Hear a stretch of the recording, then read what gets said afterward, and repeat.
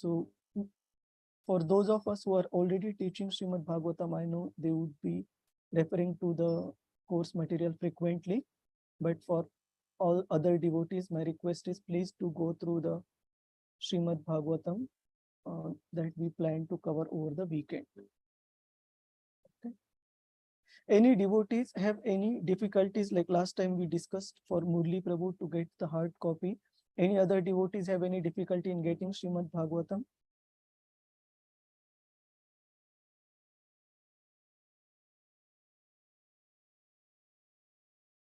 All right. Mangalam, yes, Prabhuji, this YouTube is live now. I will make you host only right now. Okay. Okay.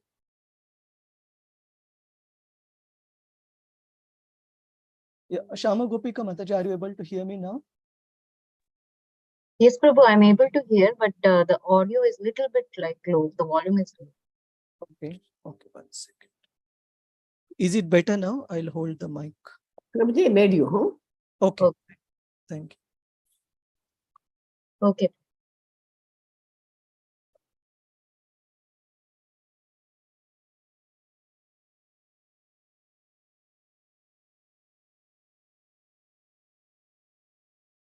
So let's start. So today we would be devoting some time to go through few verses from the scriptures, glorifying and signifying sincere oral reception to Srimad Bhagavatam. So we won't be able to cover much part of Srimad Bhagavatam Mahatmyam, which is quite inspiring as well. So we should definitely try and make effort to hear that. Read Hare Krishna Prabhuji. Hare Krishna Prabhuji. Yes, Mataji, Hare Krishna. Yeah, actually I have all Bhagavatam books in Kannada version. So is it required that I should buy English version also? Or, this is Srila Prabhupada's Bhagavatam only, Mataji. Yeah, Srila Prabhupada. I bought from ISKCON only, Mangalore ISKCON. Okay, so as long as you are comfortable in writing the answers and assignments to the questions in English, this should be okay. Yeah. Up to your comfort. Yeah, that is I'm doing. Bhakti Shastri also I done the same thing. So is it okay, right? Yes, it's fine, Mataji, as long as you are able to participate actively using that in English language, I'm fine. Not an issue. Okay, sir. Okay, Prabhuji. Thank you. So please do try to go through Srimad Bhagavatam Mahatmyam as well separately. There are separate links of the audio classes available on this. We won't be able to cover in detail as part of today's discussion, but we'll cover in brief. So let's try to start with Srila Prabhupada's words.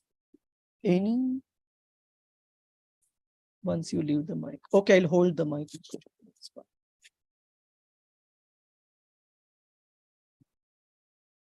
Any devotee would like to read through this? Devotees can lower their hands so that we can start.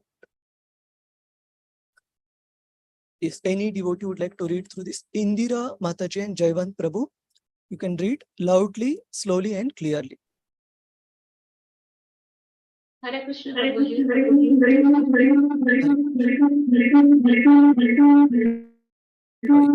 Other device you can mute Indira Mataji. Hare Krishna Prabhuji. Yes, Mataji. Bhakti, shall I read now? Yes. Bhakti Vaibhav Course. Words from our founder Acharya, Srila Prabhupada. In that case, we can start a theological school also, along with the boys' primary school. Our theological school will regularly teach our published books, such as Bhagavad Gita as it is, Srimad Bhagavatam, teachings of Lord Chaitanya, Nectar of Devotion, Brahma Samhita, and Krishna. We wish to hold examinations and award titles such as Bhakti Shastri, Bhakti Vaibhava, and Bhakti Vedanta. The whole program will continue for 7 years. Anyone who is a little bit conversant with the above books can go anywhere, chant Hare Krishna, distribute back to Godhead, and hold classes on the above books. The world needs this consciousness of Krishna, and we have to manifest We have manufactured many preachers for this purpose. Letter to Aniruddha, 4th February 1969, Los Angeles. Hare Thank Krishna Prabhu. Thank you very much. Thank you, Mataji. So here Srila Prabhupada is giving two reasons of systematically studying his books in a curriculum format. One reason is for the society to have qualified preachers to preach Krishna consciousness all over the world. And second and most important, we would be able to sustain our Krishna consciousness anywhere we go by following the required sadhana, including chanting our japa, reading, and being vibrant in our Krishna consciousness by preaching the Krishna conscious philosophy. So this is the vision why we should systematically study Srila Prabhupada's books. There are few more slides which talk about different pieces of preface and introduction for Srimad Bhagavatam Canto 1. So we would need few more devotees. Vilas Vispute Prabhuji. Hare Krishna. Yes, Prabhuji. Hare Krishna, Prabhuji, Dandavat Pranam. Can you hear me now? Yes, Prabhuji. Srimad Bhagavatam, an overview, words from our founder Acharya Srila Prabhupada. Srimad Bhagavatam is the transcendental science not only for knowing the ultimate source of everything, but asks for knowing our relation with him and our duty towards perfection of the human society on the basis of this perfect knowledge. It is powerful reading matter in the Sanskrit language, and it is now rendered into English elaborately, so that simply by careful reading, one will know God perfectly well. So much so that the reader will be sufficiently educated to defend himself from the onslaught of atheists. Over and above this, the reader will be able to convert others to accepting God as a concrete principle. From preface, Srimad Bhagavatam, Canto 1. Hare Krishna. Thank you, Prabhuji. So here, Srila Prabhupada is giving one more benefit of properly reading and studying Srimad Bhagavatam, which is to defend ourselves from the onslaught of atheists. So it is often said that when things are going good in our life, then probably our spiritual life, our sadhana is not as much tested as when we go through the difficult phases, when things don't go the way we want, and there are upheavals and so many challenges in between. That time, if the basis of our understanding is not very convincing, the first casualty which will happen in our life is our sadhana practice, our Krishna consciousness.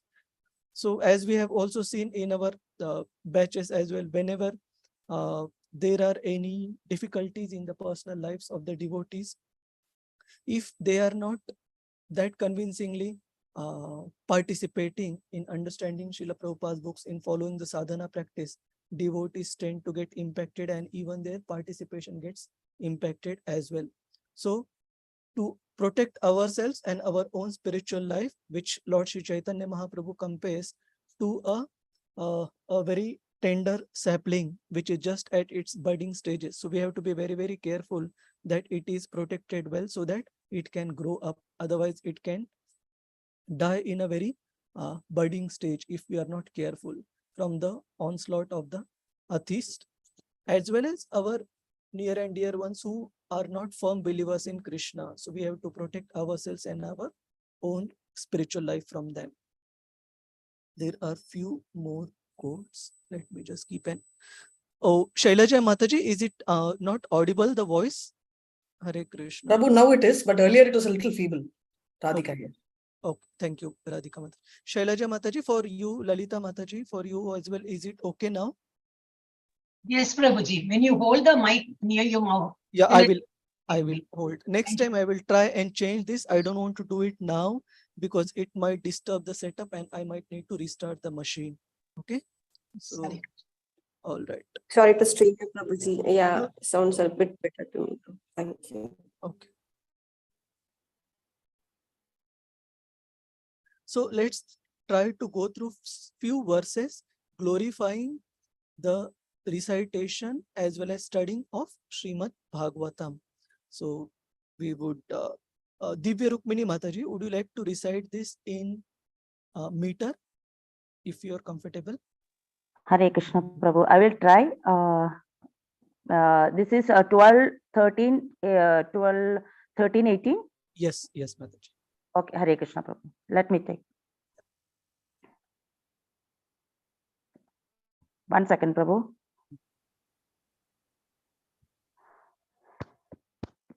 And I just want to also check for many of you, I'm not sure if devotees are comfortable reciting the Sanskrit verses in Devanagari Lipi, which I have put here, or do you prefer to have it in English? So I'm fine with either of these, but many of the verses in today's slide. English, Prabhu. English, okay, okay, I'll put it in English, Mataji. Going forward. Hare Krishna. Om Namo Bhagavate Vasudevaya. Srimad Bhagavatam Puranam Yat Vaishnavanam Priyam Yasmin Paramahamsyamekamalam Jnanam Param Giyade Tatra Jnana Viraga Bhakti Sahidam Naishkarmyam Avishkradam Tatcharanam Supadan Vicharana Paro Bhaktya Vimuchen Naraha. Hare Krishna Prabhu. I don't think No issues, Mataji. Hare Krishna Prabhu. Effort is good enough, not an issue. Srimad Bhagavatam is the spotless Puran. It is most dear to the Vaishnavas because it describes the pure and supreme knowledge of the Paramahamsas. This Bhagavatam reveals the means for becoming free from all material work, together with the processes of transcendental knowledge, renunciation, and devotion. Anyone who seriously tries to understand Srimad Bhagavatam, who properly hears and chants it with devotion, becomes completely liberated. So these are some of the verses we'll be seeing: glorification of Srimad Bhagavatam and the Falashruti, the benefit of reading it, reciting it, and hearing it sincerely. Tat Shunvan Supathan Vicharana Paro. Vicharana Paro means we meditate on what we learn and hear and read from Srimad Bhagavatam. What does it deliver? Bhaktya Vimuchen Nara. That a person becomes completely, he can go completely beyond this material realm. He can become liberated if one sincerely gives audience.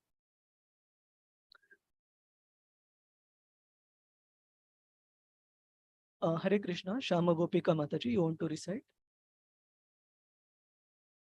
Okay, Prabhu. Hare Krishna. You can try. आदिमध्यावसानेषु वैराग्याख्यान संयुतं Harileela कथा व्रातामृतान् Nandi satsuram nandita satsuram.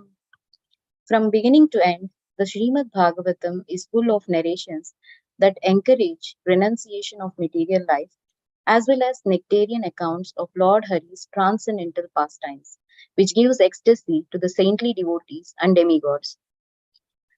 Sarva Vedanta Saram Yada Brahmatmaikatva Lakshanam Vasattvadvitiyam Tannishtam Kaivalyaika Prayojanam. This Bhagavatam is the essence of all Vedanta philosophy because its subject matter is the absolute truth, which, while non-different from the spirit soul, is the ultimate reality, one without a second. The goal of this literature is exclusive devotional service unto that supreme truth. Srimad Bhagavatam 12.13.11 and 12. Thank Hare you. Krishna. Hare Krishna. So this Srimad Bhagavatam is actually meant and is capable of taking us from the lowest strata of materialistic life to the highest platform of devotional service. And there are so many examples that come, one of which I would just mention very, very briefly, which comes in Srimad Bhagavatam Mahatmya, the glories of Srimad Bhagavatam. So this story is long, but one particular Brahmana, it is explained that he had a wife who was not exactly cooperating in devotional service. So they didn't have a child for long, and this Brahmana, he gets a fruit of a particular yajna from a saintly person as a blessing to be given to his wife so that she could conceive a child. And this wife, because she is not a firm believer, she feeds that fruit to the cow in the cow shed, the cow which the Brahmana was maintaining. And it so happens that she tells her husband that, yes, I have consumed this fruit. And her sister was expecting a child, and she falsely mentions to the husband that, yes, she is expecting, she is pregnant. So ultimately, it is decided between the sister and this lady that when the sister delivers the child will be passed on to the husband of this first sister as her own. So it so happens that because the cow has consumed the fruit, ultimately when the calf is delivered by the cow, the calf comes out like a human baby, but with the ears that of the cow, and he comes to be known as Gokarna. On the other hand, the child which the wife's sister delivers, he is born with all the demoniac qualities. His name is mentioned as Dhunkari, and from the very childhood, he is very sinful, both activities wise as well as his propensity wise. And this child goes on to become such a sinful person that while the parents he also had a faithful wife, he drove away the wife, this Dhunkari, the unscrupulous child, and he also drove away the old parents from his house, and he keeps many prostitutes basically as to accompany him in the house.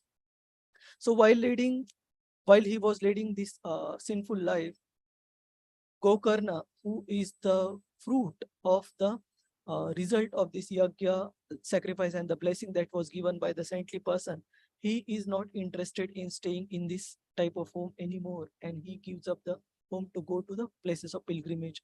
And subsequently, these different prostitutes who were maintained by Dhunkari, the sinful person, they come up with a plan to kill Dhunkari and usurp all the property and the wealth that he was inheriting from his father. So when Gokarna, he comes back from the pilgrimage, he finds that Dhunkari is gone, and he has been unfortunately killed by the woman that he had kept, and he feels very bad and sad for his brother. But when he resides in the house for a while, he understands that because of leading the sinful life all throughout and being killed in this ghastly manner, Dhunkari has achieved uh, the destiny of being a ghost. So he is still residing in the same place in a subtle body, and he's seeking help from his saintly brother Gokarna.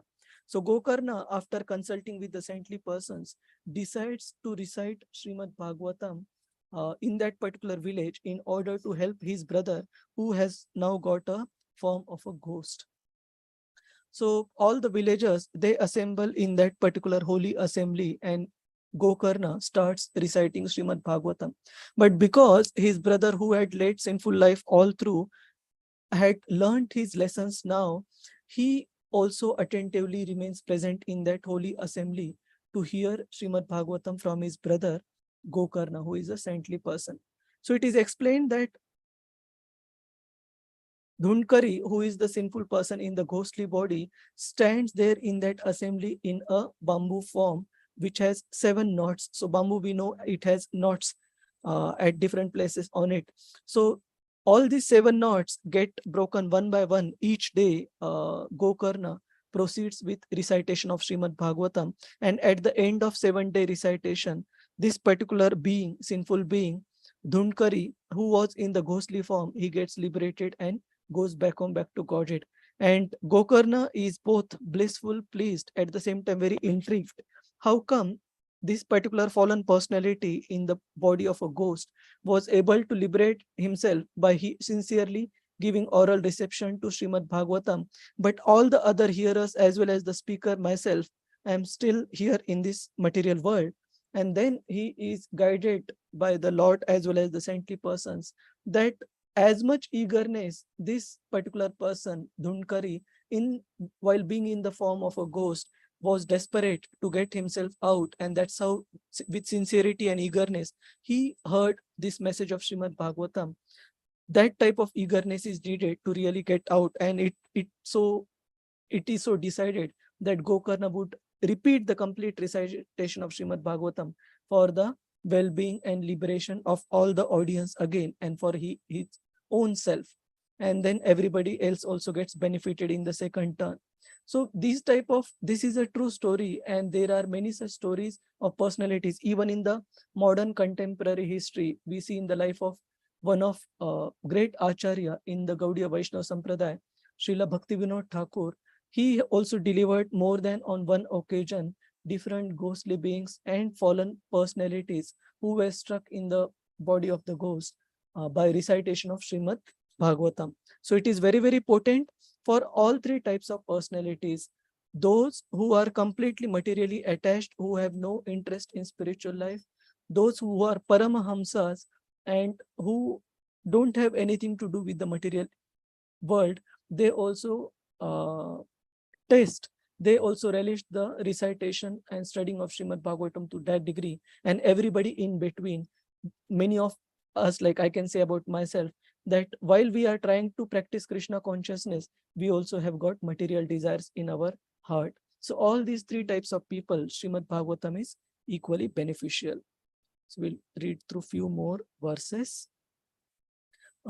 We had few more devotees who had raised their hand to recite verses here. Lalita Narayanan Mataji, Hare Krishna. Hare Krishna. Artho ayam brahma sutranam bharatartha vinirnayah gayatri bhashya rupo asau vedartha paribramhita purananam samarupa sakshat bhagavatoditah dvadasha skanda yukto ayam shatavicheda samyutah granto ashtadasha sahasraha Srimad Bhagavatabidah. Hare Krishna. The meaning of the Vedanta Sutra is present in Srimad Bhagavatam. The full purport of the Mahabharata is also there. The commentary of the Brahma Gayatri is also there and fully expanded with all Vedic knowledge. Srimad Bhagavatam is the Supreme Purana, and it was compiled by the Supreme Personality of Godhead in his incarnation as Vyasadeva. There are 12 cantos, 335 chapters, and 18,000 verses. Quoted in Chaitanya Charitamrita, Madhya Leela 25.143 and 144 from Garuda Purana. Hare Krishna. Thank you, Lalita Mataji. So here it is mentioned how Srimad Bhagavatam, all the essence of Vedanta Sutra. So what is Vedanta Sutra? We learned as part of our Bhakti Shastri discussion the classification of the Vedic scriptures in the form of Shruti, Smruti, and we also discussed last time, apart from these two, we also have Nyaya philosophy. So the essence of all these scriptures is mentioned in the summary form in Vedanta Sutras. And Srila Vyasadeva, he did not exactly write Srimad Bhagavatam as the commentary, but he composed it in such a way that it explained various aspects of the Vedanta Sutra, as we will also see in subsequent slides in today's discussion, as part of his commentary, along with giving sufficient examples of the great devotees who have perfected their lives using these principles. So it is explained that this particular composition by Srila Vyasadeva, it became the natural commentary on Vedanta Sutra, although he didn't intend to write it as the commentary. And it also includes the complete purport of Mahabharata and Brahma Gayatri and all other Vedic knowledge. So if we read and recite this one particular scripture, it is capable of perfecting our lives. Now, some of you might say, we exactly mention the same thing even while starting Bhagavad Gita, but both these statements are true. In Gita Mahatmya, Sri Shankaracharya writes that by reading this one particular book, Bhagavad Gita, it itself is capable of one to perfect one's life. And Srila Prabhupada mentions that we should read through Bhagavad Gita as a graduate study of Vedic scriptures. And once we read through that, then we will be able to appreciate Srimad Bhagavatam properly. And if we systematically read through Srimad Bhagavatam, Srila Prabhupada mentions while reading from first canto till ninth canto, one will already become a liberated personality to be able to relish the pastimes of Sri Krishna, which come in the 10th canto of Srimad Bhagavatam. So then again, it is subsequently divided into various cantos, various chapters that we saw in the orientation session. So we proceed. Yes. So what is Srimad Bhagavatam? Srimad Bhagavatam, basically it begins with the invocation prayer, and it begins with Srila Vyasadeva giving the definition of who is the Lord Krishna, the Supreme Absolute Truth.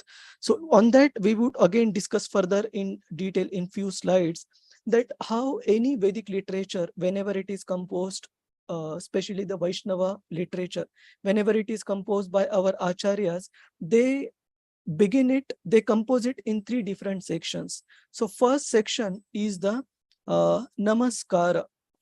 1 second. I need to check the Sanskrit meaning. Namaskara.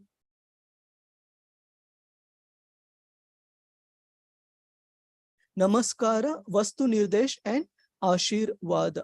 So in Namaskara, while offering his obeisances to the Supreme Personality of Godhead, after offering his obeisances, Srila Vyasadeva is giving the definition of absolute truth. And while giving the definition, Srila Vyasadeva has mentioned absolute truth in 7 different attributes. So we will go through these attributes in our subsequent part of this discussion. And when was Srimad Bhagavatam written? So as all of us, we know that when at the end of Kali Yuga, after concluding all his pastimes and the mission for which the Lord Krishna has appeared in this had appeared in this world, it is explained that at the end of Kali Yuga, at the end of Dwapar Yuga, not Kali Yuga, my mistake. Kali Yuga began on the day of Gudi Padwa, at that particular point when Lord Krishna concluded his pastime, and it is explained just before Gudi Padwa on the day of Amavasya, late in the night, around early the next morning, around 2 a.m., Lord Krishna, he concluded his pastime, departed for the spiritual world. And there is a beautiful verse which comes in Srimad Bhagavatam, which is also mentioned in the subsequent slides, how as soon as Lord Krishna departed from this world, Srimad Bhagavatam, he appeared in the form of Srimad Bhagavatam. So it is the incarnation of the Lord after his departure to spiritual world for the upliftment of the people in this dark age of Kali. So it is meant to give light to the people in this dark age of Kali who are in darkness due to Kali's influence. So this is again mentioned in preface as well as in the glorification, Srimad Bhagavatam Mahatmya. Yes, Radhika Mataji, I'll ask you to recite text 1. Rohini Mataji, you can keep an eye on the chat in case there are any questions we can take in between. So there are few more verses glorifying Srimad Bhagavatam. Would any devotees like to recite through? Hare Krishna. Radhika Mataji, you want to recite through this as well? Sure, Prabhu. Hare Krishna. So I can do the recitation. Maybe someone wants to read in English, they can do, Prabhu. Is that okay? So that everybody gets a chance. Hare Krishna. Hare Krishna. Ateva Bhagavatas Bhagavata Sutrera Rupa Nija Krita Sutrera Nija Bhashya Swarupa. Hare Krishna. You can read through, Mataji. That's fine. Srimad Bhagavatam gives the actual meaning of the Vedanta Sutra. The author of the Vedanta Sutra is Vyasadeva, and he himself has explained those aphorisms in the form of Srimad Bhagavatam. Chaitanya Charitamrita Madhya Lila 25.142. Hare Krishna. Thank you. Sarva Veda, oh sorry. You want before we proceed? Sure. So how the Vedanta Sutras have been composed, they, as the name suggests, they have been composed in the compact form. Like in writing, we have a lipi called as shorthand lipi. Some of you would have heard about it. So in a shorthand lipi, you can write a paragraph maybe in one particular statement, and which is also used by many journalists.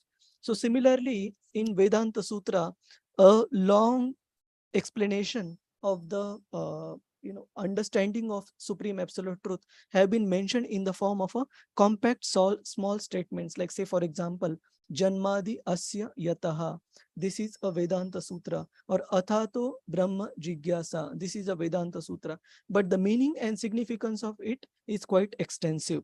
So you can consider Vedanta Sutra as the shorthand composition of all the Vedic scriptures. And typically, as far as numbers are concerned, there are total 500 Vedanta Sutras. As devotees, we don't need to really go through these Vedanta Sutras, because what our acharyas have provided, including Srila Vyasadeva and Gaudiya Vaishnava acharyas coming till Srila Prabhupada, their commentary on those Vedanta Sutra itself is sufficient for us to perfect the lives. Otherwise, they will become too technical, philosophical, and we won't be able to complete it all within this lifetime for sure. It is so complex. So, yes, Mataji, Hare Krishna. Sorry, Prabhuji. There is a question on the chat, Prabhuji. Yes, Mataji. When did Srila Vyasadeva write Srimad Bhagavatam? Was it before Shukadev Goswami addressed Parikshit Maharaj? Yes, Mataji. So, Shukadev, it is mentioned that Vyasadeva had composed Srimad Bhagavatam at the dawn of Kali Yuga. Exact timeline, see, in spiritual life, we can't exactly relate the two things the way we relate in material life, Mataji. So we know the sequence, when Lord Krishna departed at what particular time and the tithi, and the Srimad Bhagavatam coming into book form. But whether it happened before Shukadev Goswami reciting Parikshit Maharaj, let me just double confirm, Mataji. I don't want to speculate, but this information is also available. I will dig down and come back, Mataji. Okay? Shama Gopika Mataji. Hare Krishna. Any devotee would like to recite through the second and the third verses? Priyadarshini Mataji. Hare Krishna. Hare Krishna Prabhu. Om Bhagavate Vasudevaya. Sarva Vedeti Hasanam Saram Samudritam. The essence of all Vedic literature and all histories has been collected in Srimad Bhagavatam. Chaitanya Charitamrita, Mathalila 25.145, Srimad Bhagavatam 1.3.41. Shall I continue, Prabhuji? Yes, Mataji, please continue. Sarva Vedanta Saram Hi Srimad Bhagavatam Ishyate Tatra Samrata Triptasya Nanyatra Syatrati Kvachit. Srimad Bhagavatam is accepted as the essence of all Vedic literature and Vedanta philosophy. Whoever tastes the transcendental mellow of Srimad Bhagavatam is never attracted to any other literature. Chaitanya Charitamrita, Madhya 25.146, Srimad Bhagavatam 12.13.15. Hare Krishna, Prabhuji. Hare Krishna, Mataji. So, some of these statements in our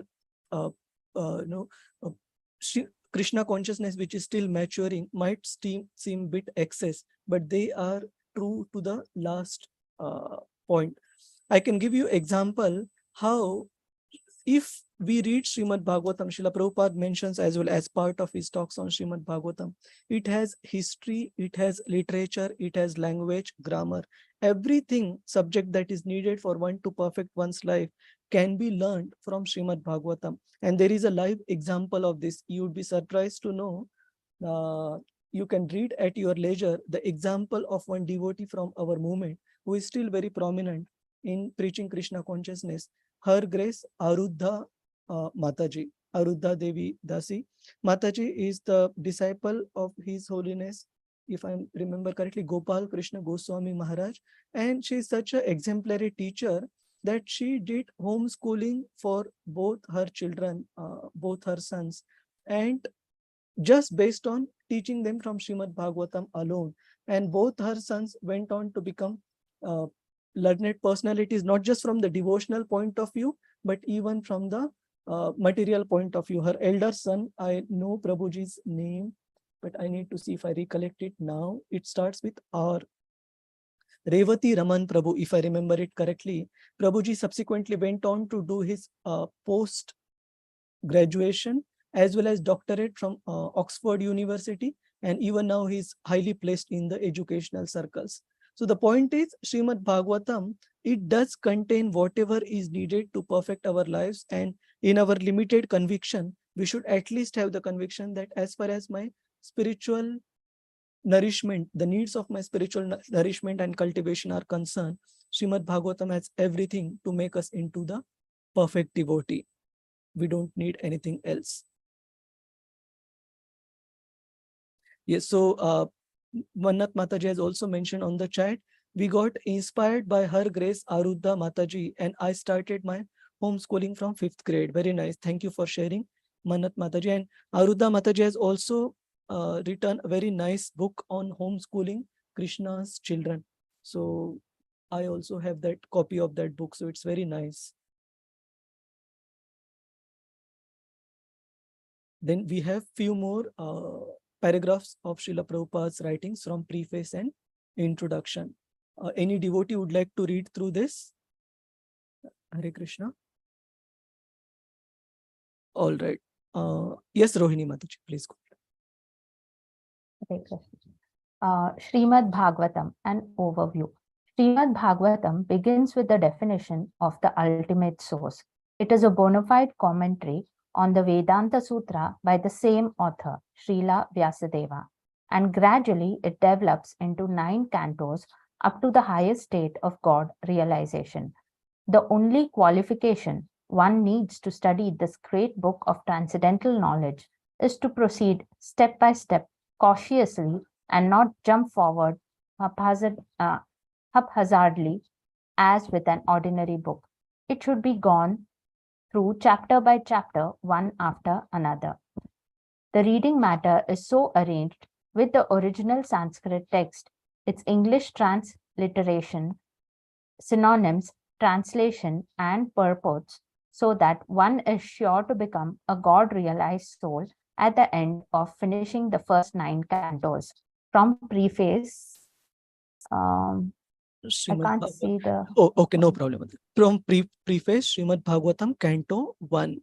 So it is so inspiring and convincing how Srila Prabhupada is writing that one is sure to become a God-realized soul at the end of finishing the first 9 cantos. That means Srila Vyasadeva has presented the matter in a very, very systematic format in Srimad Bhagavatam.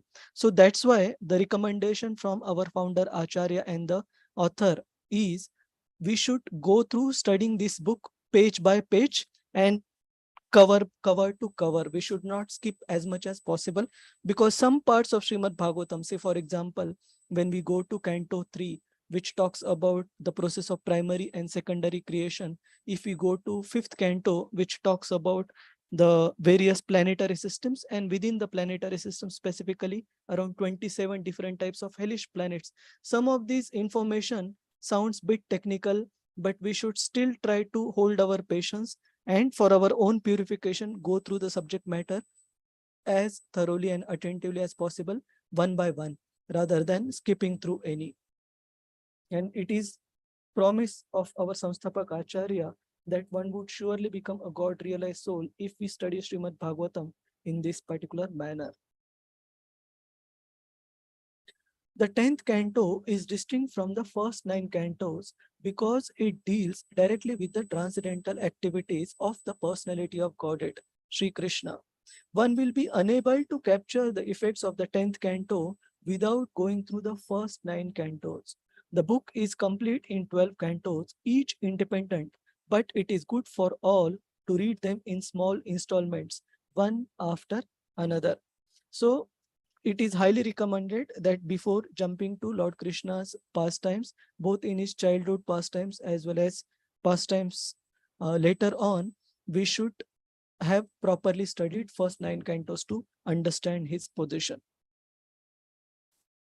And then Srila Prabhupada, as part of the concluding part of his preface, he in his humility quotes the famous verse from 5th chapter of Canto 1 from Srimad Bhagavatam, where the glorification of Srimad Bhagavatam by Srila Narada Muni is mentioned. So this is a very famous verse, and all these verses are so inspiring for us to take up the study of Srimad Bhagavatam. How even if there are any frailties or imperfections, apparently grammatical manner or literary manner, still the potency of these verses is not reduced at all by such apparent material mistakes.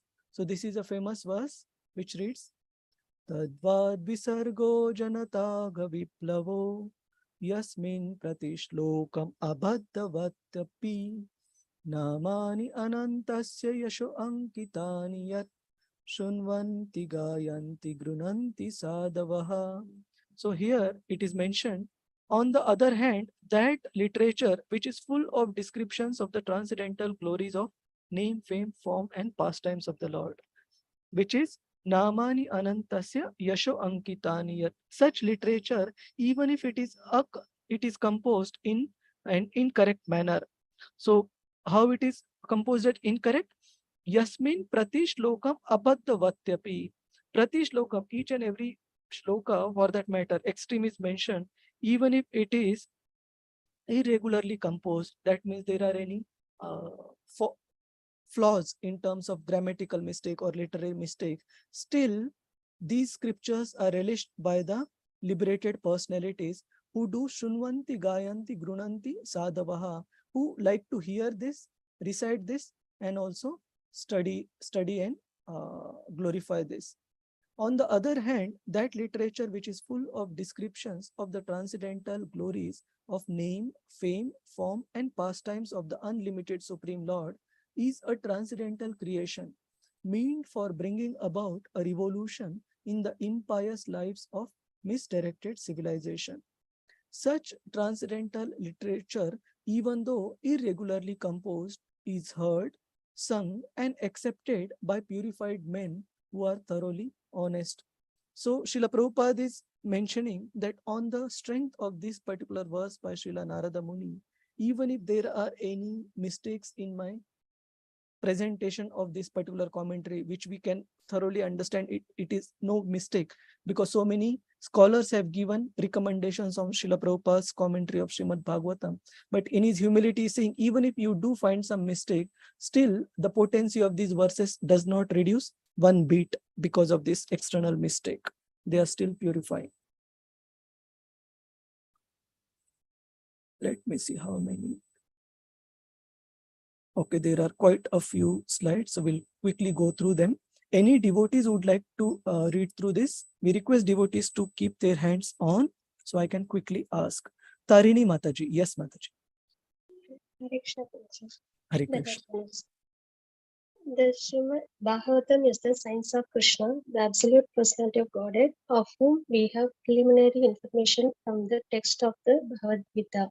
Sri Chaitanya Mahaprabhu has said that everyone, regardless of what he is, who is well versed in the science of Krishna, Srimad Bhagavatam and Bhagavad Gita, can become an authorized preacher or preceptor in the science of Krishna. There is a need for the science of Krishna in human society for the good of all suffering humanity of the world, and we simply request the leader of all nations,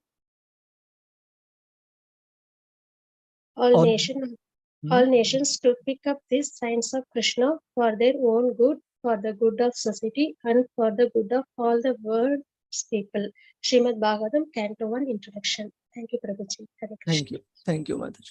So Sri Chaitanya Mahaprabhu has mentioned that even if one is fallen into most fallen condition or a condition of ignorance, he can be considered devotee of Krishna if he is conversant with the science of Krishna as mentioned in these scriptures. And such a person, irrespective of his or her background, can be considered an authorized preacher or teacher on the science of Krishna. So we proceed again. You will find Narad Muni such an exemplary preacher and teacher of Krishna consciousness that many of his instructions, he is one of the primary proponent of the Bhakti Shakti. How we will see, there are different personalities specially empowered by the Lord to perform certain acts, and Srila Narada Muni, he is specially empowered by the Lord to teach Bhakti Shastras, to teach the science of Krishna consciousness to even the most fallen. So we again go through one of his very famous instructions. So any devotees, let me see. Prakash Parekh Prabhuji, would you like to recite this verse, Prabhuji?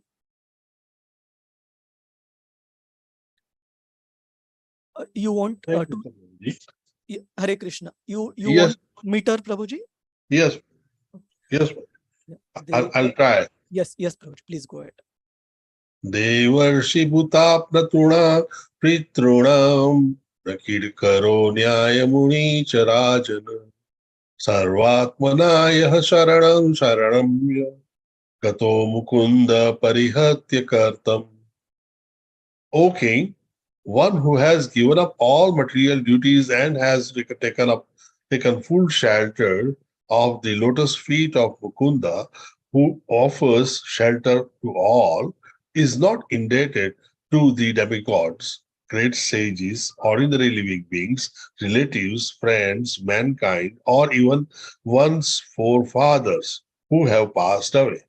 Since all such classes of living entities are part and parcel of the Supreme Lord, one who has surrendered to the Lord's service has no need to serve such persons separately. Srimad Bhagavatam, 11th Canto, 5th Chapter, 41 verse. Hare Krishna Prabhu. Thank you very much, Prabhuji. So here again, it is stressed that as soon as one is born in this world, we by default inherit so many debts to the devatas, the great sages, our forefathers, even to Mother Nature, Earth, as well as Mother Cow, and so many other living entities. But all these debts, they remain as debts till the time we sincerely take shelter of Lord Krishna and surrender unto him, take to his devotional service. So if we recite Srimad Bhagavatam and understand Lord Krishna through this, it also helps us repay these debts by sincerely understanding Krishna and freeing ourselves from these obligations that we inherit by default. So we proceed. And on the other hand, we see very strong words coming from Lord Krishna himself in Bhagavad Gita, where the Daivi and Asuric Sampada, the divine and the demoniac natures, which are explained in Bhagavad Gita, chapter 16, Lord Krishna has specifically mentioned the demarking criteria as attention to the scriptural injunctions and following of the scriptural injunctions. So Krishna mentions, Ya Shastra Vidyam Usrujya Vartate Kama Karataha. Usrujya means by neglecting, by not attending to the instructions of the Shastra, of the scriptures, one who Vartate, one who does the activities Kama Karata based on one's own whims and thought process. Na sa siddhim avapnoti, na sukham na param gatim. Such a person cannot achieve perfection in this life, neither he can achieve peace and happiness in this life or not higher destination. So if we don't refer to these shastras and lead our life on our own whims and plans and thought process without referring to scriptural injunctions, then we are leading to a very difficult situation both in this life as well as in the next. One won't be able to be peaceful. And on the other hand, Lord Krishna is mentioning in the next verse, one should therefore understand what is duty and what is not duty by the regulations of the scriptures. And knowing such rules and regulations, one should act so that he may gradually be elevated. So this is important, not just to achieve a higher grade of life in our next life, but even to achieve happiness in the current life and not be frustrated if we don't refer to the scriptural injunctions. Yes, and now we are almost through the introduction. Now, one part of introduction, which I have not covered in the slide, but which I want to definitely ask all of the group members, does each one of us have a basic understanding on who Lord Sri Chaitanya Mahaprabhu is and what was his life and mission?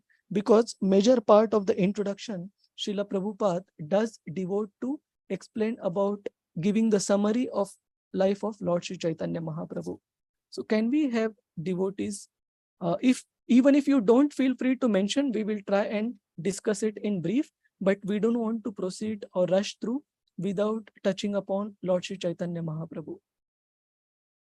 Is there anyone who doesn't have good basic idea on who Sri Chaitanya Mahaprabhu was, why did he appear, and what was the mission of his life? Hare Krishna.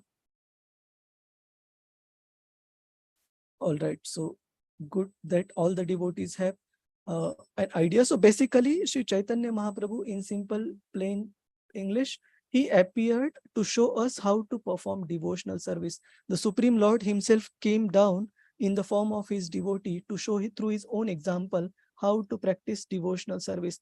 And specifically, Srila Prabhupada mentions in the Srimad Bhagavatam introduction, Sri Chaitanya Mahaprabhu appeared to propagate the chanting of the Hare Krishna Mahamantra for the people of this age, of this fallen age, to teach them the Yuga Dharma, how to perfect one's life by chanting Hare Krishna Mahamantra. Gita Mataji, Hare Krishna, you want to read through? You had raised your hand. Yes, Prabhuji. Yes, Mataji, please go ahead. Yeah. Srimad Bhagavatam Prelude. Om Namo Bhagavate Vasudevaya. O my Lord, Shri Krishna, son of Vasudeva, all pervading personality of Godhead, I offer my respectful obeisances unto you. SVCT. I offer myself and everything I have to the absolute Lord, who is clearer than lives, to all the cowherd men and women, and to the service of his dear devotees. It is not surprising that this popularly read scripture has qualities of the absolute entity Brahman, comparable to the fruit of a desire tree, a lamp and the sun. I praise this work, which assumes the form of Mohini in the assembly of Devas and demons. Swayam Bhagavan. The sweet ocean of all auspicious qualities, the king holding the greatest power, the most splendid sun shone and then disappeared at scheduled times over the earth. Thank you, Mataji. So SVCT stands for Srila Vishwanath Chakravarti Thakur, who has been one of the prominent acharyas in the Gaudiya Vaishnava history and also commentator on Srimad Bhagavatam. Out of the 5 commentaries which Srila Prabhupada referred to, Srila Vishwanath Chakravarti Thakur's commentary was also an important one. So I don't recollect if I would be able to refer to all 5. Srila Vishwanath Chakravarti Thakur, Srila Jiva Goswami's commentary, Srila Bhakti Siddhanta Saraswati Thakur's commentary, Srila Bhakti Vinod Thakur's commentary, and one more Srila Prabhupada had referred, I believe maybe Sanatan Goswami's, don't recall. But these are the 5 commentaries which Srila Prabhupada referred to when giving his purports, which means that if we thoroughly read Srila Prabhupada's purport, understand them, they should give us the teachings of all these acharyas. Here specifically the example is given of the Mohini Murti. For what purpose did Lord appear as the Mohini Murti? Any devotees? What was the purpose of Lord appearing? To allure the demons, asuras. Yes, to allure the demons so that the nectar could be distributed to the devas.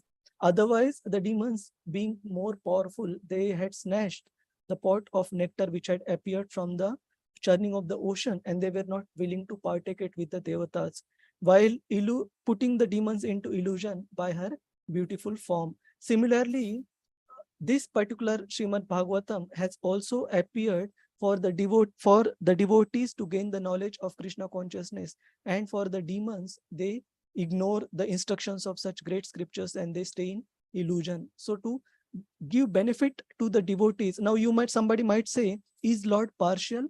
He is not. Why? Because no demon is being stopped from being into the group of devotees. So Lord is giving opportunity to everyone. But once one takes to devotional service, there are definitely certain benefits and favors that are meted out to such person from the Supreme Lord. So he is not partial, but at the same time favorable to his devotees. So we proceed.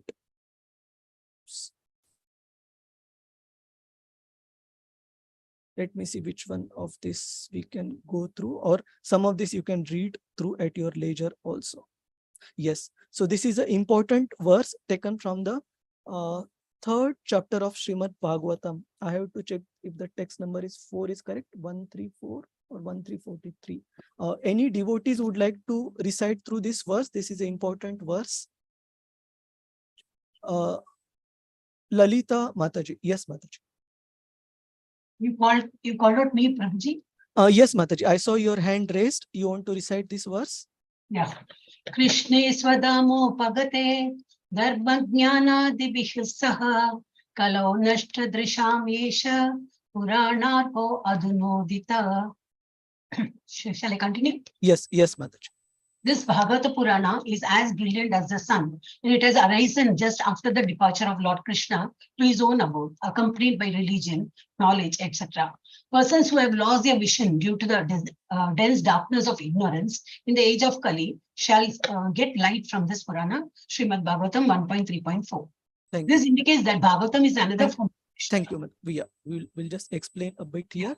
So out of the 6 questions that were posed by the sages of Naimisharanya to Suta Goswami, the last question dealt with the topic, where did the religious principles take shelter after Lord Krishna concluded his pastimes and went back to his own abode? So this is the answer by Suta Goswami to the question by the sages of Naimisharanya, that Lord Krishna, as soon as he concluded his pastimes in this world and went to the spiritual abode, he appeared in the form of Srimad Bhagavatam, which is as brilliant as the sun, which has arisen just after the departure of Lord Krishna to his abode, accompanied by religion. That means the principles of religion, although they did accompany, they went with Lord Krishna himself, they also appeared in this book form.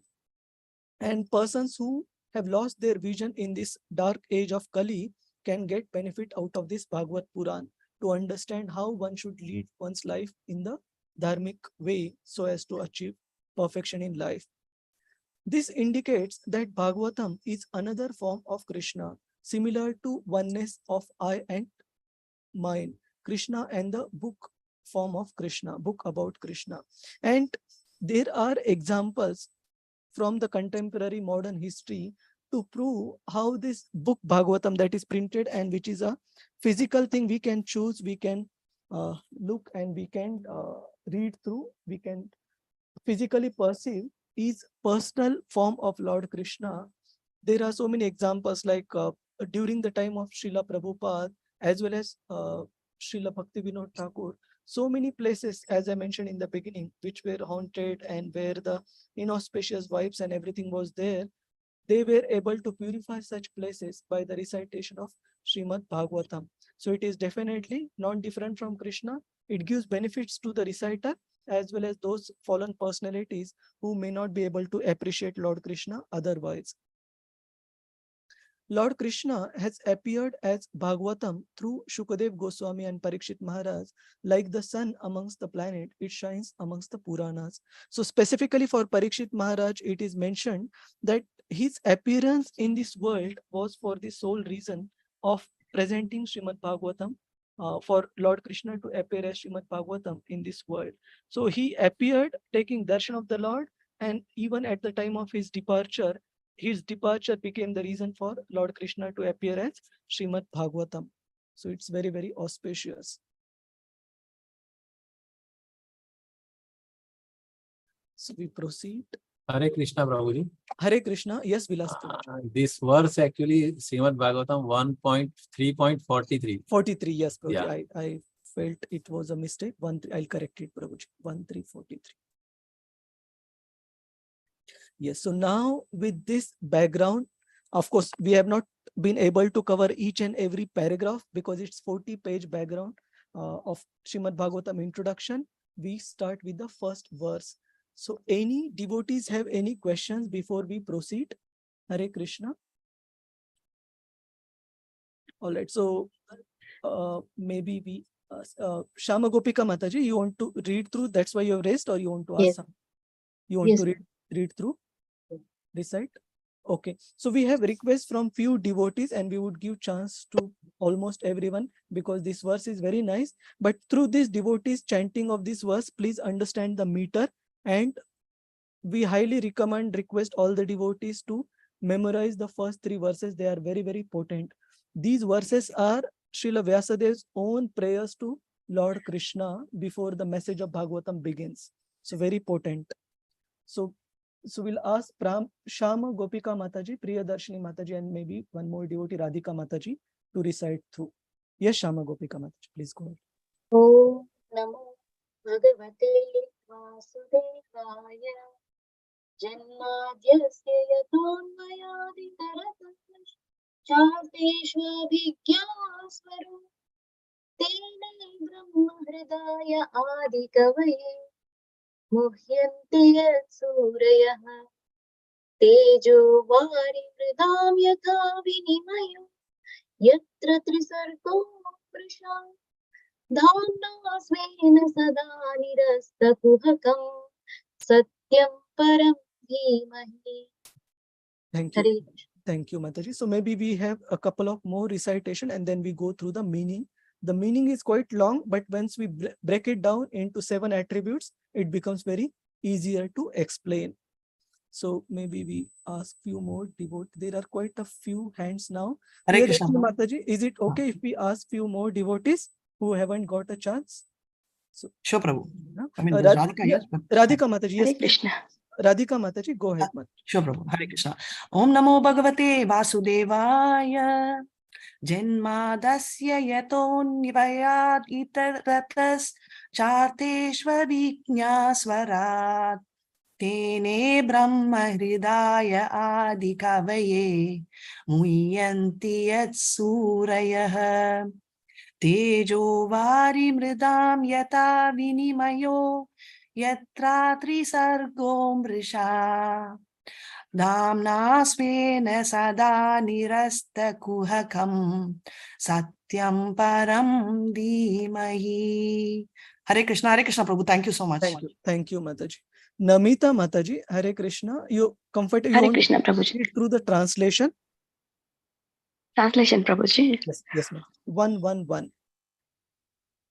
Prabhuji, may I go with the shloka, Prabhuji? Shloka. Please. Okay, fine. That's fine. Go ahead. Thank you so much, Prabhuji.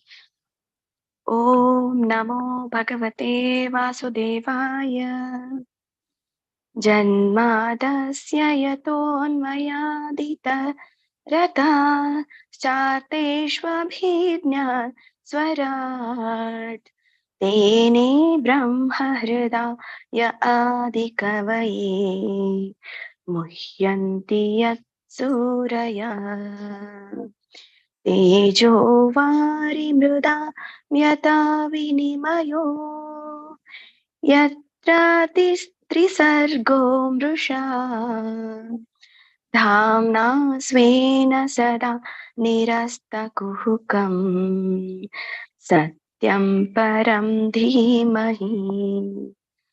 Thank you, Prabhuji. Hare Krishna. Thank you, Mataji.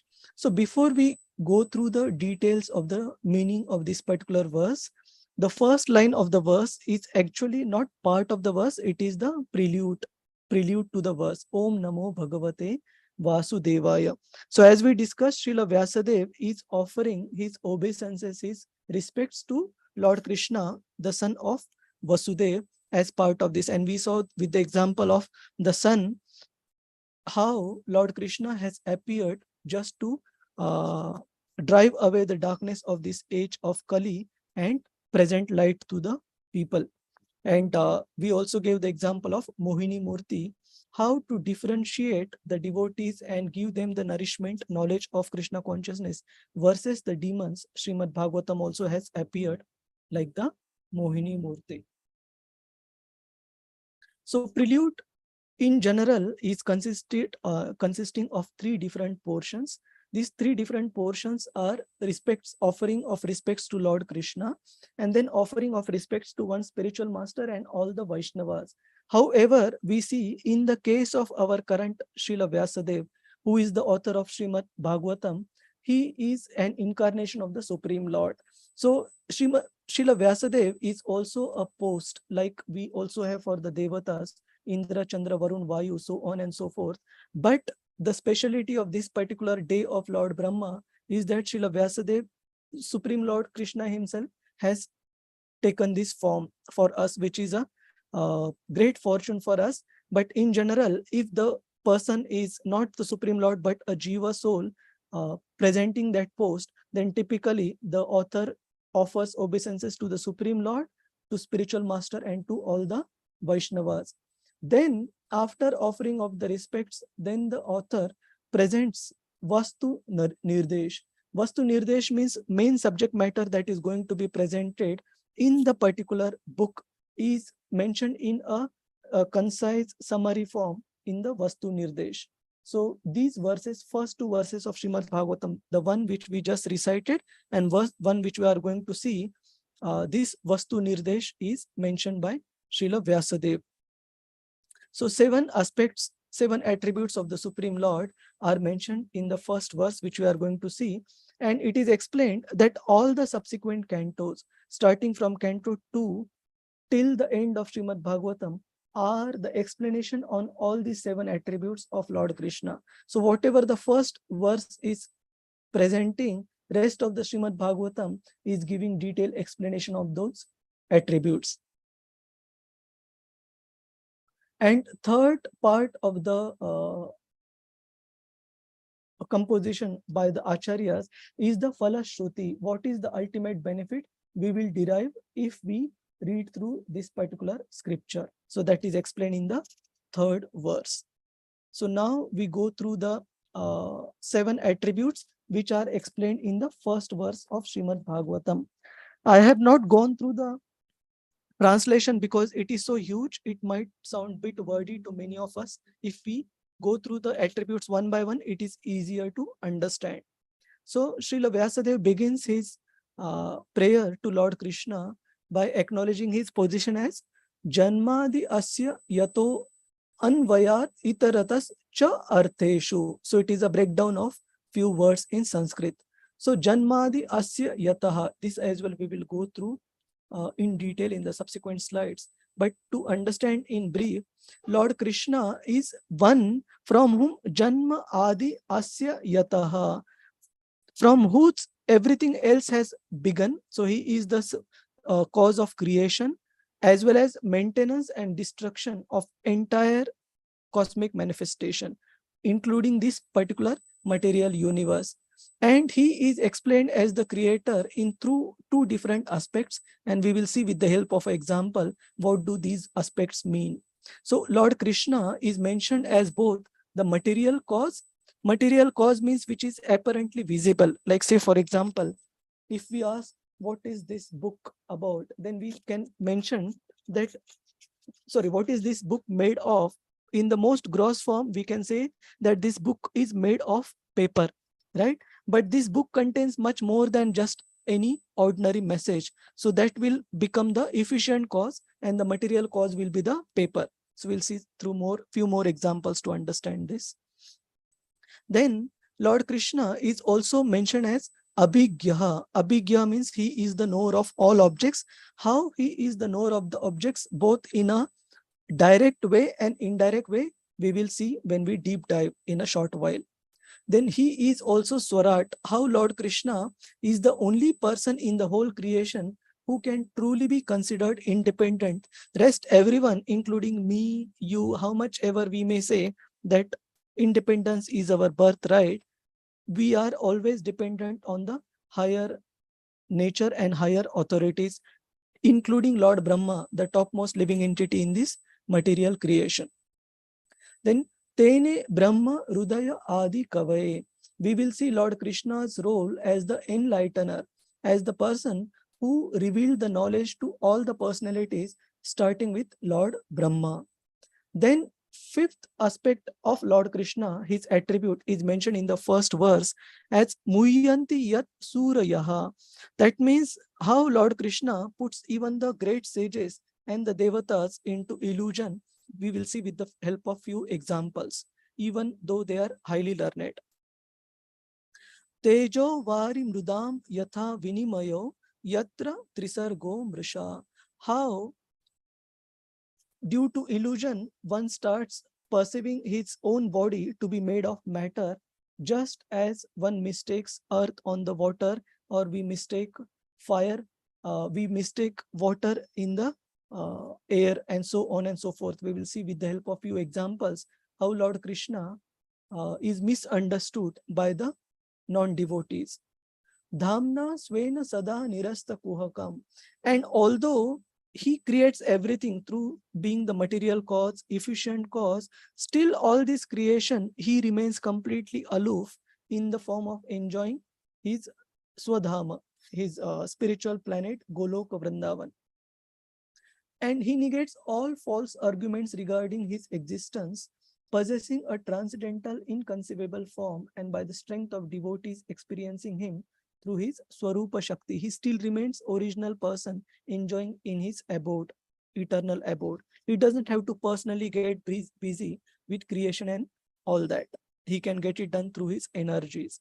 So I just quickly covered on a high level. We'll now go through in depth for each of these attributes.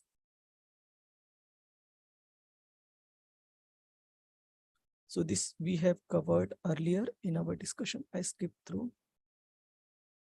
Yes.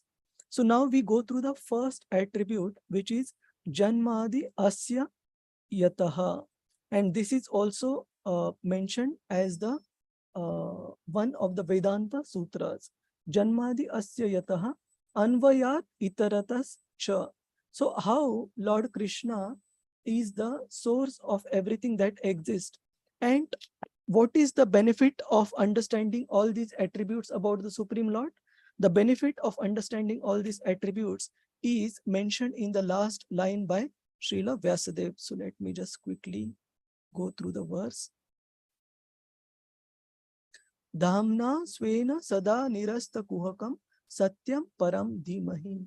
How we should meditate upon Lord Krishna by going through and remembering all these attributes. That is the purpose why Srila Vyasadeva has given such in-depth, in-detailed description about the Supreme Lord. So how to meditate upon the Supreme Lord through all these attributes? Let's go through one by one. Janmadi Asya Yataha. That means from whom this particular creation has got created, has come about. So Janma Adi Yasya. Yasya means from that person, everything else has been Janma, has come about. Janmadi Yasya. What is that? Asya Yataha. Asya means this particular cosmic manifestation has come about, has been born from Lord Krishna, that particular personality. And what is the next part of the verse that is mentioned? Anvayat itaratas cha. So he is both the direct material cause as well as the indirect or itarata. Itarata means ether means other. Other than the direct cause, he is also the efficient cause. And to explain this particular point, Acharyas have given the example of a potter making an earthen pot. So it is explained that an earthen pot, what is it made of? If we were to ask a common man, any devotees would like to answer, those who have not spoken? See, one thing I forgot to mention, this Bhakti Vaibhav course, we definitely want devotees as much as possible. Everyone should keep the video on, also participate actively. Namanishta Prabhu has specifically mentioned to me, don't let it become a Bhagavatam class. It should be a interactive course. So please do help with this. What is an earthen pot made of?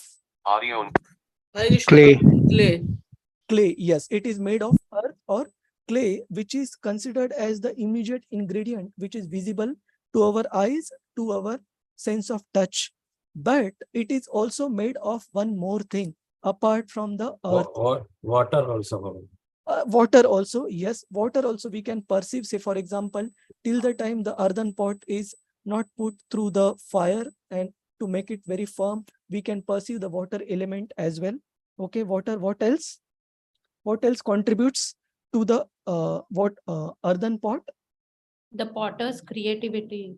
Yes. So say for example, if I give you the earth and if you don't know how to make a water pot, you won't be able to transform that earth into a water pot or into a earthen pot. Why?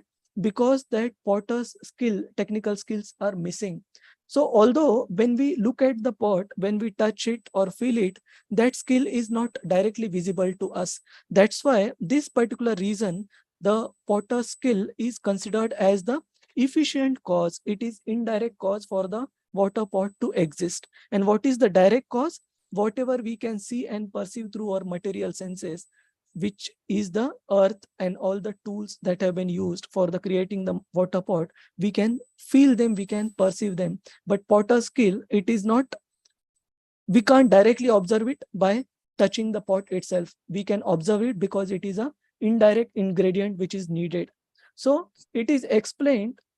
And apart from these two, the tools and the various instruments which are used by the potter to make the water pot are considered as the supportive cause or sahakari karana. Similarly, in the case of Lord Krishna, now comes the interesting part.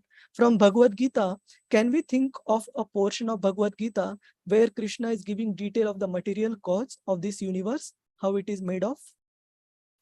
Any devotees would like to mention specific verse or portion of Bhagavad Gita where Krishna describes how this material world is composed of? Hare Krishna, Tarini Mataji. Hare Krishna Prabhuji, in chapter 13 also, and in chapter 7 about the energies, material energy, and yes, 7.4 sloka Prabhuji. Perfect, Mataji. You want to recite the verse, 7th chapter? No, Prabhuji, You have Bhagavad Gita in front of you? Prabhuji, I will take Prabhuji. Bhumir Apo Nalo Vayu. 774. You can recite. Just a minute, Prabhuji. And devotees can also make a note for these particular points. Hare What Krishna, all Prabhuji. references we are giving. Yes, Mataji, please go ahead. Can I recite, Prabhuji? Yes. Bhumi apo nalo vayu kammano buddhireva cha ahankara iti yamme vinna prakriti ashtata. Hare Krishna. Translation. Prabhuji, I have Tamil books. Sorry, The yeah. five gross elements for earth, water, fire, ether, and intelligence, false ego, and mind. These are Lord Krishna's separated material energy. Yes, Mataji. So Krishna is mentioning these 8 ingredients. Thank you, Namita Mataji. Sorry, Tarini Mataji. As the ingredients for the material creation, that each and everything that we see, including our body, including this laptop, including the earphone, has come about through these material ingredients. So by providing these material ingredients, Krishna is the direct cause or the material cause of this universe, as mentioned by Srila Vyasadeva. And how he is also itaratascha. Itaratascha means he is also the indirect cause. How is indirect cause? Just as the potter has the technical skills to transform earth into a water pot, similarly, it is just by Lord Krishna's empowerment. We see in the 3rd canto of Srimad Bhagavatam, Lord Brahma, there is a whole chapter dedicated to Lord Brahma's prayers for creation, to Garbhodakshaya Vishnu. So we see that without that empowerment by the Supreme Lord, Lord Brahma, the most intelligent being in this material world, was totally clueless. So Krishna first gave all the ingredients to Brahma, and then he also gave the ability and the intelligence to Brahma on how to create this universe. So through this, we can understand Krishna is both the Janmadi Asya Yataha material cause as well as the efficient cause, direct and indirect cause. Any devotees have any question on this? Yes, so there is a question by Santosh Prabhu, from where we can learn the shlokas in meter, Prabhu. So what I'm going to do is, based on the recitation of various devotees, I'm going to request 1 or 2 devotees to sing at least the important shlokas and put the audio file on the group. Okay, Santosh Prabhu, so you can understand the meter there. Okay. So any question on this particular slide, on this particular matter, how Lord Krishna is both the direct cause and indirect cause for the creation? Hare Krishna Prabhu, Radhika here. Sorry, just one doubt. So the Yes. direct cause becomes the material cause, right? Yes, yes. So direct cause Correct. means which we can perceive with our senses. Yes. Okay. Thank you so much. Hare Krishna. Hare Krishna. Hare Ankit Prabhuji. Hare Krishna, Prabhuji. Yes, Prabhuji. Prabhuji, you told that direct cause is that which we can perceive. We Yes, can Prabhuji. touch or see, but we cannot perceive Krishna directly. Material energy we can perceive Krishna Yes. material energy, but not Krishna. Yes, Prabhuji. So how can we direct the cause? Yes, Prabhuji. So because we can perceive Krishna's material energy, the 5 material gross elements, Pancha Mahabhuta, through that use in the creation of the material world, we can understand how Krishna is the creator, because Krishna is mentioning in the 7th chapter, all these material elements are his separated energies. Yes, Prabhuji, but similarly, in case of water, we can perceive. There also we can apply that we can perceive water through his creativity like that. So in that case also. Yeah, so we can perceive creativity by understanding that no ordinary person could create this pot without having the technical skills. So similarly, even in case of Krishna, so perceiving through intelligence is definitely okay, Prabhuji, but material is which is directly visible to our eyes, which is directly touchable to the sense of touch, which is directly seeable through the eyes. So perceivable means through our external senses, and efficient cause, which is the indirect cause, is through understanding, perceiving through one's intelligence. So it is, yeah. Yes, Prabhuji. Since we are perceiving Krishna's energy, correct, but not Krishna directly. So this direct cause totally material energy. Sorry, your voice is breaking, Prabhuji. The direct cause would be? We are perceiving material energy directly. Yes, Prabhuji. So yes, because we know this material energy, Krishna is saying, is his energy, direct energy. We are understanding that it is he who has given these ingredients for the creation of the world. So that's how, yeah. So we are considering energy and energetic ones in this case. Correct, Prabhuji. Okay. Thank you. Hare Krishna. So some of these terms might seem bit technical. Say, for example, Upadana Karana, Nimitta Karana. At least be comfortable, everyone, to be able to mention the English technical terms, which is the material cause and the effective cause in your answer. Of course, we don't want to prepare just from the exam point of view, but you should be able to explain these principles, these philosophical principles through the answers also. Is there any other question, comment by any devotees on this example? Hare Krishna. Is it too technical, Prabhuji's, Mataji's? No, Prabhuji. It's okay. Okay. All right, we proceed. Then next word that comes. Sorry, Prabhu. Sorry, Radhika here. Just one extension of the same question. So the Bhumi, Apo, Nalo, Vayu, the first 5 will come under the Upadana, which is the material cause. Kam, Buddhi, Mano, which will be intelligence, ego, and what is it? Mind will come under the Nimitta Karana, which is the material cause. Is my understanding correct? Actually, the Nimitta Karana, the indirect cause, is Krishna's intelligence, not our intelligence, Mataji. Oh, achha, sorry. Okay. It's the potter's skill, so that means Krishna's own skills, which he is imparting to Lord Brahma. Got it. Hare Krishna. So that means all the 8 will come under the material cost, right? Both the subtle and the gross. Correct. Sure. Thank you. And we haven't discussed about the last one, right? The supportive, the instruments. Okay, so in Krishna's case, let me think. The wheel, the stick. The glance of the Krishna. Hang on now. He creates the material living entities by a glance on the material world, which are called supportive cause or sahakari karana. In Lord, I'm just thinking in Krishna's case, you're saying the glance can be considered. I don't want to speculate, Prabhuji. Shama Gopika Mataji, let me check on this and come back. But basically, at least the 2 should be clear. What is the material and the efficient? which the Srila Vyasadeva is mentioning, the direct and the indirect one. Okay, Shama Gopika Mataji, I'll come back on the third one. Okay. Hare Krishna. So next word that is used by Srila Vyasadeva is Janmadi Asya Yataha Anvayat Itarata Cha.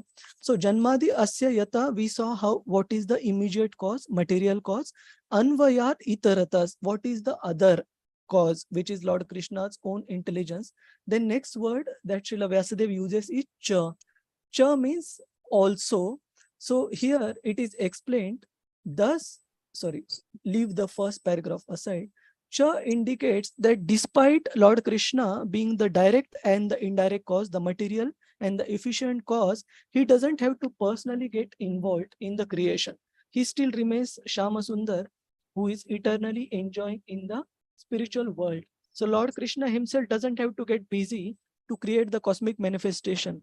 The plenary portion of the portion of the portion of him, which is Garbhodakshaya Vishnu, creates Lord Brahma, and through Lord Brahma, Lord Krishna is able to empower him to create, but he doesn't have to get busy personally. So this is the significance of Cha. So this material creation is being manifested through Krishna's energy. Krishna personally doesn't need to get involved or busy with it. Any doubt on this particular significance of the word Cha? Hare Krishna, Prabhuji. Yes, Prabhuji. Does it mean that he's talking about demigods that look after us? Say, for an example, for the creation, maintenance, and destruction, we have Brahma, Vishnu, and Mahesh. Yes, Prabhu. So this good point that you mentioned, Prakash Prabhuji, that this will also come in the subsequent slides, how Lord Krishna is managing this world without his personal intervention. And one of the ways he does it is through his administrators, which are the Devatas. So it will come, Prabhuji. Thank you, Prabhuji. Hare Krishna. Hare Krishna. So in this particular first line of the first verse of Srimad Bhagavatam, Janmadi Yasya Yataha Anvayat Itaratas Cha, there are two Vedanta sutras which are covered. Which are these two? One Vedanta Sutra, which is Janmadi Asya Yataha. The line is same, so not difficult to understand. And Tat Tu Samanvayat, which means the Lord is creator of this material world, both in the direct way, in the material cause, as well as indirect way, the efficient cause. So both of them are covered in this. Can anyone answer what is the first Vedanta Sutra? Many of us have heard it in Srila Prabhupada's classes. Is it Athato Brahma Jigyasa? Yes, Mataji, correct. Athato Brahma Jigyasa. Now that we have gotten this human form of life, we should inquire about Tattva Jigyasa, about the Supreme Absolute Truth. So, coming back to this particular slide and the last slide, three concepts should be clear. How Krishna is material cause, how he is efficient cause, and while being the direct and indirect causes, he is still aloof. He is not involved in the, personally, he doesn't need to get busy in the creation of the material universe. Expansion of his expansion are responsible. He doesn't have to personally deal with it. Let me see. Okay, so Ankit Prabhu has mentioned tools may be Brahma, Vishnu, Mahesh.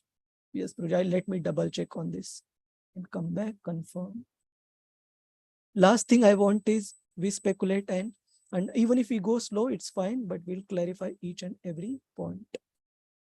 Yes, so next attribute, we covered the first attribute of Lord Krishna of being the direct and indirect creator of this universe. Now the second attribute is Janmadi Asya Yatonvaya Itaratascha Chartheshu Abhigya Swarat.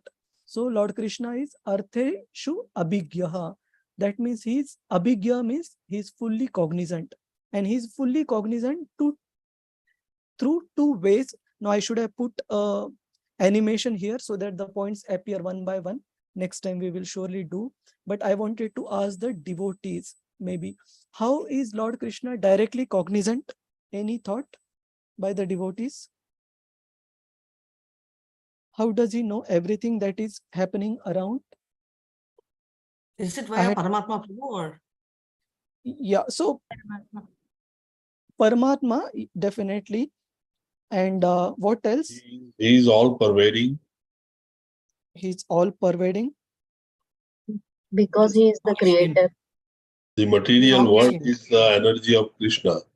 So the energy, he will know, every energetic will know everything happening in energies. Yes, yes, Prabhuji. Thank you, Prabhuji and Mataji. He's a And supreme controller. he's supreme controller. And there is a specific verse which comes in Srimad Bhagavad Gita, which I have quoted in the next slide. So anyway, we have read. So let's recite that verse once. Any devotees would like to recite this verse? For Krishna being directly cognizant of everything. First verse. Lalita Mataji, Hare Krishna. Hare Krishna, Prabhuji. Mhm. Vedaham samatitani vartamanani cha Arjuna bhavishyani cha bhutani mam tu vedana kaschana. Should I read the Yes. Prabhuji? Yes, Mataji. Translation. Analogy. The chief engineer of a complicated construction site. Srimad Bhagavatam 1.1.1 purport, paragraph 7. You want me to read the translation? Yeah, read the translation, Mataji, then we go to the analogy. Yes. O Arjuna. Yeah, but it's not here. No? Yeah, 726. Yes. Oh Arjuna, as the Supreme Personality of Godhead, I know everything that has happened in the past, all that is happening in the present, and all things that are yet to come. I also know all living entities, but me, no one knows. Yes, Mataji. And do you have Bhagavatam first canto? You or any other devotees also, if they want to read? I have. See, this is very purifying and also very important, where we get a chance to underline those analogies. Otherwise, Srila Prabhupada's purport is quite huge for first verse. So devotees, please open 7th paragraph of purport of text number 1, Srimad Bhagavatam. So we get to stroll through the pages and read Srila Prabhupada's purport. Any devotee would like to read through 7th paragraph? Is it Prabhuji starting with conditioned souls? Hang on. No, it starts with the chief engineer. Yes. Can I read, Prabhuji? Yes, Prabhuji.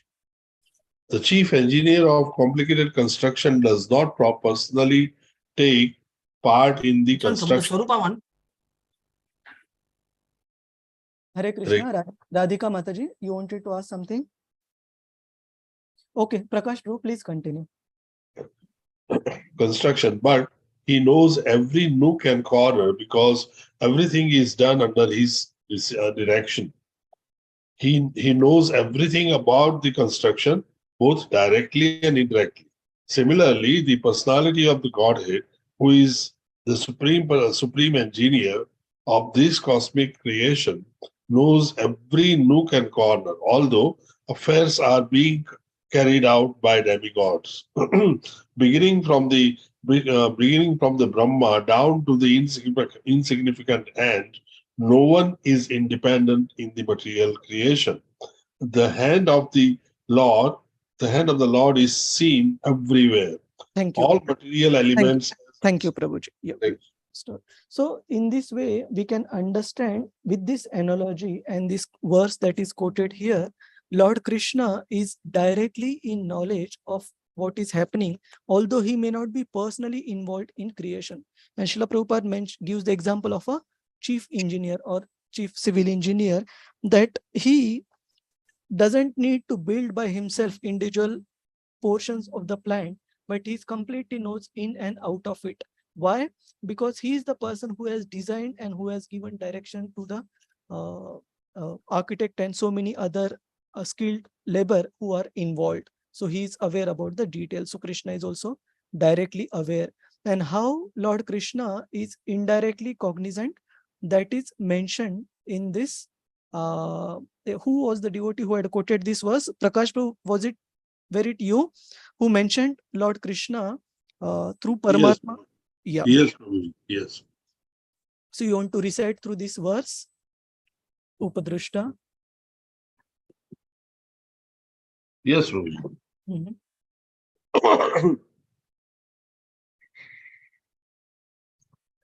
उपद्रष्टानुमन्ता च भर्ता भोक्ता महेश्वरः परमात्मेति चाप्युक्तो देहेऽस्मिन् पुरुषः परः.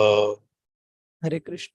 Thank you, Prabhu. So please don't get confused. Even as Paramatma, somebody may say that Prabhu Krishna is first-hand knowing of everything. Yes, it is true. But what we are trying to focus the aspect of Lord Krishna here is how, as in the Paramatma form, he is situated in so many living beings, some of which are acting as his representatives, as his administrator to conduct various affairs of the universe. So through these representatives, Lord Krishna is also cognizant of what is happening.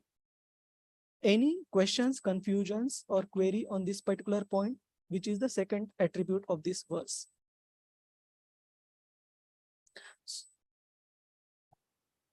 So there are few comments here. Priyadarshini Mataji, Hare Krishna.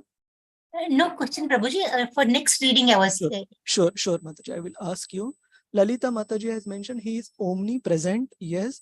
And Guru Nishta Mataji has mentioned he is in all items of this creation. Yes, he is omnipresent. Correct. Thank you, Mataji. Any questions, confusion here in what we are going through? All right. So we proceed. Janmadi asya yatonvaya itaratas charteshu abhigya swarat. So now Lord Krishna is mentioned as the only person who is truly independent. How we can understand that Krishna is truly independent? Now these verses, again, I wanted to ask from devotees. So sorry, it has all come in one slide. So this is first verse is a very famous verse. What is the meaning of this? Can anyone explain in plain English in a statement or two? What does this verse mean? Nityo Nityanam Chetanas Chetananam. How we can understand Krishna's independence and every living entity's dependence on him through this verse?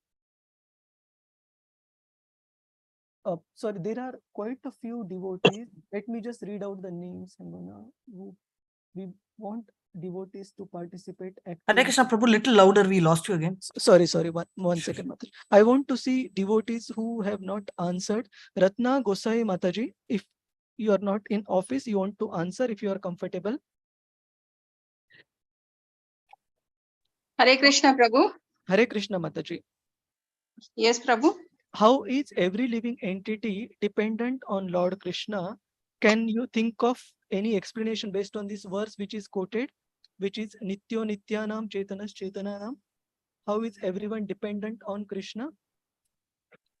Prabhu, he is both the inferior and superior energy, Prabhu.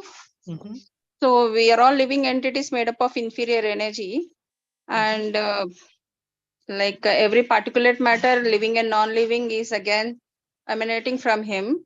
So in that way, in every aspect and every second, whatever we are doing and involved in, he's a part and parcel of that, Prabhu. Yes, and also what is the second line reading here? Eko bahunam yo vidadhati kaman. Kaman means the desire. He is the one who is responsible for fulfillment of all our desires. Nobody else can do, not even the devatas, because they are ultimately getting empowerment from Lord Krishna alone as far as sustenance of the living entities are concerned, or granting any boons and benediction.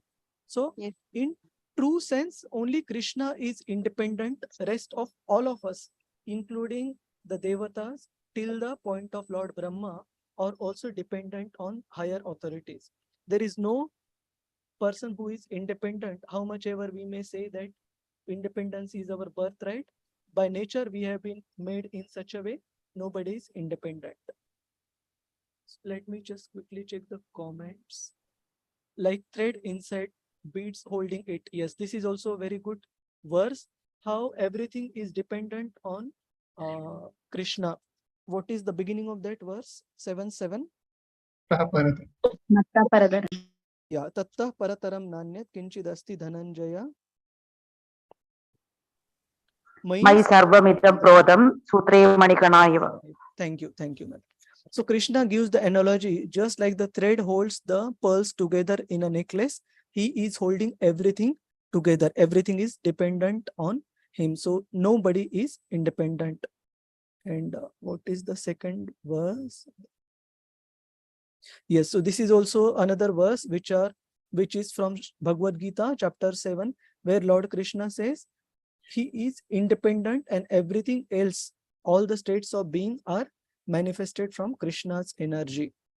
So some of these references do make a note. I have not given everything, but from your own contemplation as well, you can make note of the verses supporting that point, which you can use in your open book assessment or exam as well. 7:7. Let me make note here. And Matstani Bhutani na chaham te teshva avasthitaha. Yes, Prabhuji. 9.4 is another verse which has been mentioned by Ankit Prabhu, where Lord Krishna mentions that how everything else is depending on him, but he is the only Swarat. So I think this point is quite easy, so we won't take long here. We proceed to the next attribute. Charteshu abhigya Swarat. Hare Krishna. Sorry. Yes, Mataji. Prabhu, just 1 second. I'm just trying to check with you. This independent, whatever you told, three things, is very similar to the Isha Upanishad, Prabhu. I'm just trying to check. The 12, 13, 14 we have, na? Sambhudim, Asambhudim. Yes, ma'am. You want to explain in plain English? So basically, correct me if I'm wrong. So my understanding is we have the shloka 12, 13, 14, right? Andam tama pravishanti e sambhudim vinashate yasya bhuva ivate tamo yavu sambhudim yam rataha. So basically what they are telling is that Krishna, and I'm trying to connect all three dots, telling Krishna is the only Sambhudim who is independent and rest of us are all dependent on him. Asambhudum, we are all. And demigods, so therefore the path taken worshipping that will be very different. So both the paths don't lead to the same destination. It will lead to different destination. Anya devahu sambhava, anya dahu asambhava, iti shushruma duranam, yenastad vishu shakture. Therefore, shushruma, that is, we have to follow the dhira to know which is the right path to take, which is disciplinic succession. And the third one is what is the one which I started with. So Krishna is the ultimate Sambhudim. So, and those who don't understand that go to the dark planets. That was the first one. So I just told Ulta. Just to understand, is it very similar to this? Can we use that also? Yes, Mataji. Yeah. Thank you, Prabhu. Hare Krishna. Hare Krishna. Hare Krishna. So we proceed to the fourth attribute explained by Srila Vyasadeva in this verse. Tene Brahma Rudaya Adi Kavaye. What is the translation which Srila Prabhupada gives to the Adi Kavaye? Can anyone read through? What is the translation for Adi Kavaye? From first verse. Unto the original created being. Okay.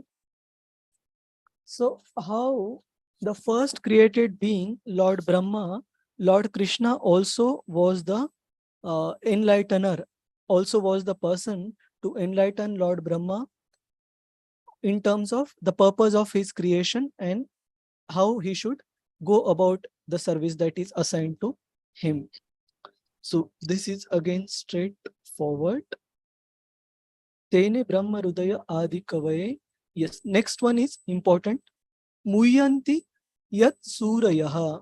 So Lord Krishna is such a person that even the great sages and the devatas, they get placed into illusion. What to speak of the sages and the devatas? We see in the in the pastime of Brahma Vimohan Leela, when Lord Brahma had stolen and taken away the calves and the cowherd boys, even Lord Brahma, Lord Balaramji, for 1 full year, he didn't feel anything amiss. So it was only when once he saw that when the cows were eating grass on the top of the Govardhan hill, and when they saw the calves at the bottom of the Govardhan hill, they started rushing towards the calves. And Lord Balaramji observed that the calves are grown up.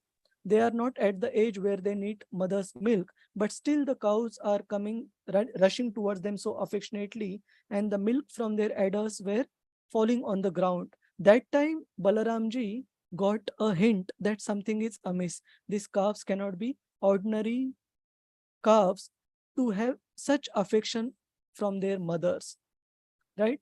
So this is the ability, this is the potency of Lord Krishna, that he can put even the greatest of the devatas and the sages into illusion, like we just mentioned for Brahma Vimohan Leela. There is also a famous story of Markandeya Rishi. Anybody want to explain that story in 30 seconds? Of Markandeya Muni, what was his desire? Prabhu, it is mentioned. Prabhu, it is Yes. mentioned in the 12th canto of Srimad Bhagavatam, in the concluding chapters, Prabhu. He will meditate upon the Lord, and his prayers will be answered, and Lord will appear. Then it will conclude, Prabhu. Yes. He So, wanted to understand. He wanted to understand the Maya energy. Maya potency. Yeah. Yes, Mataji. Explain further. Actually, Markandeya Rishi wanted to understand how the Maya energy of Krishna works, and then he was actually put into illusion, and then in the end, like he could see that Krishna is lying in the ocean, and then he was as a small child, and then he was putting the famous picture that we see, that Krishna puts his toe in his mouth, and then the whole cosmic energy again creates. So later, like Markandeya Rishi understood that the Krishna's like this Maya energy is very strong, and then actually I don't remember the exact details, but then I remember the overview the story. Sure. Thank you, Mataji. So it is mentioned how Markandeya Rishi once desired to experience Lord Krishna's Maya potency, the potency of illusion, and he requested Krishna so Krishna said, so be it. And then when Markandeya Rishi was put into illusion, he found himself being tossed up and down by the waves of the ocean of dissolution. And while being tossed in these waves, he was not seeing any land or any shelter far away. And finally, after being tossed in these waves for a very long time, he was carried by the waves near to an island, where Markandeya Rishi found a banyan tree, and under the banyan tree, on the leaf of the banyan tree, was lying a small baby, and the baby was sucking its own toe. And this small child, who happened to be none other than the Supreme Lord Krishna, when he gulped his mouth in, all the water of the ocean of devastation, along with Markandeya Rishi, it was sucked into the body of this particular child, and Markandeya Rishi found himself in the stomach of this particular child. And when Lord Krishna exhaled out again, Markandeya Rishi came out, and the ocean of devastation was no more. He was again in his normal shape and form. So this particular episode, we understand how Lord Krishna is able to get even such great personalities into illusion where they don't understand what is happening around. So here we have mentioned few examples. We also mentioned the example of Govardhan Leela, where Lord Krishna put Indra into illusion, thinking Krishna to be an ordinary impudent child who is denying the authority of the Devatas. So any question, comment here, Prabhuji's, Mataji's, on this? So is this story also there in Mahabharata, Prabhuji, where Markandeya Rishi narrates the same to the Pandavas? Right now, it's not on top of my head, Prabhuji, but if the details are same, then yes, it would be there also. For this, can we take the reference of verse, Prabhu, like the 1 point, Srimad Bhagavatam 1.8.19, where Kunti Maharani's prayers, right? Yes. So, when you Maya mention- Jamanikachannam. Yes, Mataji. Please read through the verse and the translation. Maya Jamanikachannam Agya Jokshajamavyayam Nalakshati Mudadrisha Natu Natya Dharuyata. Translation: being Being beyond the range of limited sense perception, you are eternally irreproachable factor, covered by the curtain of deluding energy. You are invisible to the foolish observer, exactly as an actor dressed as a player is not recognized. Yes, Mataji, this is, thank you for sharing this. This is very relevant verse to this particular aspect of Lord Krishna's ability to able to put even the great personalities into delusion. So we proceed. 10:2 Name Vidu Suragana. Yes. So from Bhagavad Gita also Ankit Prabhu has shared a very nice verse 10:2 where Lord Krishna mentions how even the great devatas, they are unable to understand him, nor even the great sages. So I will just take another 5 minutes to cover the last two attributes and then we conclude discussion on text 1. So Tejo vari mrudam yatha vinimayo yatra trisargo mrusha. So here Lord Krishna is mentioning just because of his potency, only because of him do the material universes which are temporary as such, which are temporarily manifested by the reactions of the three modes of material nature appear factual although unreal. So this is again similar potency of Lord Krishna, that we tend to consider that which is temporary and unreal. Now don't get confused by this word unreal, because you might relate to the normal statement which we quote, that Mayavadi say that Brahma Satya Jagan Mithya. So don't take this unreal to mean are we condoning the Mayavadi philosophy? Not at all. Here unreal means which is not everlasting. Okay, unreal doesn't mean it is imaginary, but it is not lasting, it is temporary. That is the Vaishnava understanding of this material world. But the Mayavadi understanding is, they say Brahma Satya Jagan Mithya. That means only Brahman, Supreme Lord, is true and this world is imaginary. So it is not imaginary, it is temporary, but it is factual. Sorry, factual means it is true, whatever sufferings, whatever experiences we get, but it is not everlasting, it is not Shashwata. An example which Srila Prabhupada gives, a famous example for this is, when we are dreaming in the sleep, sometimes we tend to, Srila Prabhupada mentions, we seem to be chased by a tiger. So although when we wake up all of a sudden because of the fear, we find that there is no tiger, but we find ourselves completely sweating and fearful. So that fear is truth, it is not false or imaginary, but the tiger as such is not there, and which we can understand only when we have woken up from the slumber. Similarly, this world being temporary and illusion, we can understand only when we have woken up to the spiritual reality.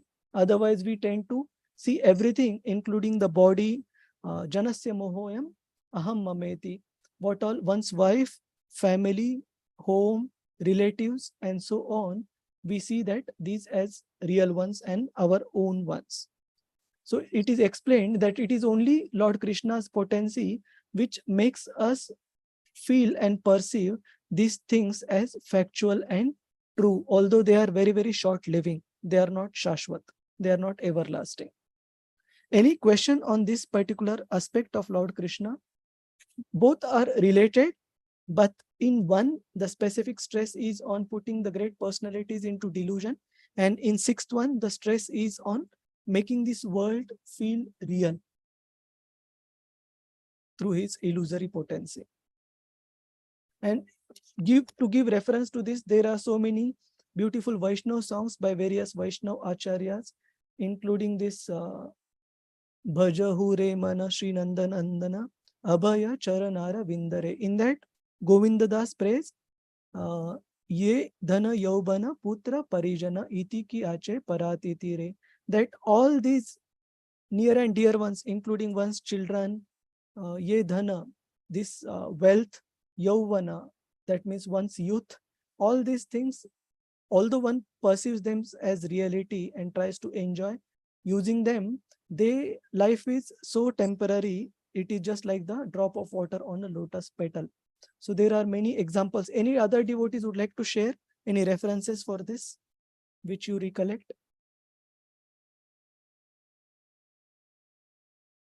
Hare Krishna. We have Surekha Mataji in today's? Surekha Mataji. Yeah. Hare Krishna, Prabhuji. Hare Krishna. Yes, Namita Mataji. One more, Prabhuji. Bhakti Vinod Thakur's song Boliya Tumhare Sansare Asiya. It is in Bengali. Yes. That is on our life, Prabhuji. So how from the birth to till death, how he felt, and when he is near to the death, so how he is feeling. That will be told in the song, Prabhuji. That is very nice. Boliya Tumhare. Thank you, Samsari Asiya. Yes, Namita Mataji. Hare Krishna. Hare Krishna. Let me. So Aishwarya Subhadra Mataji has also shared a reference. Yes, so this is a beautiful verse. Let me share the link here on the chat, where it is explained how such a person who considers the body to be the self and the land of one's birth to be worshipable, and who visits holy places just for the sake of taking bath, getting purified and committing sins again without taking association of the holy people there, such a person is no better than a ass or a cow. Yes. So this also, there is this famous song by Srila Bhaktivinoda Thakur. One second. Vidyara Vilase, where he mentions that the material education, it makes a person so much into illusion that one becomes just like an ass, a donkey. So there are many references which we can also use here. And the last slide and the last attribute of text number 1 of by Srila Vyasadeva. Ankit Prabhu has also given the reference of 931, text 931. Let me quickly check.